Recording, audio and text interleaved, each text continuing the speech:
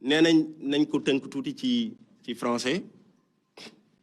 Donc je disais tout à l'heure qu'à la suite des propos liminaires de monsieur le directeur de la sécurité publique, que nous avons des images que nous projetons et qui attestent.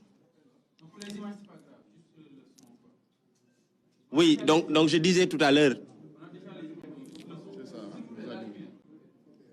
Voilà, donc je disais tout à l'heure que ce sont des images qui montrent des personnes détentrices d'armes à feu.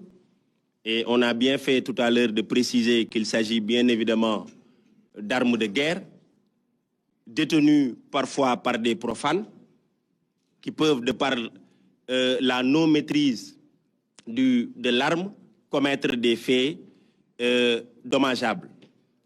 De l'autre côté aussi, on a vu des personnes détentrices, bien évidemment, d'armes de guerre, mais dont la manière de manier ces armes atteste à suffisance qu'il s'agit de personnes rompues à la tâche. Et ça, c'est suffisamment révélateur de ce qui a été révélé tout à l'heure dans le cadre des propos de M. le directeur de la sécurité publique, attestant de la présence de personnes qui soient mues par des intérêts autres que l'expression des opinions. C'est le lieu pour nous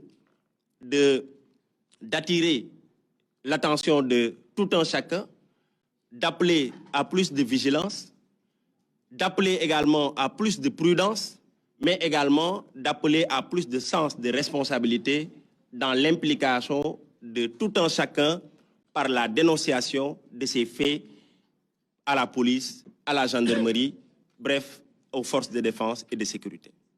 Je disais tout à l'heure que les forces de défense et de sécurité sont les collaborateurs de la population.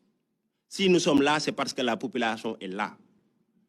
Donc nos missions, de jour comme de nuit, s'inscrivent à faire en sorte que les délinquants soient mis hors d'état de nuire, mais également que les honnêtes citoyens puissent vaquer tranquillement à leurs occupations.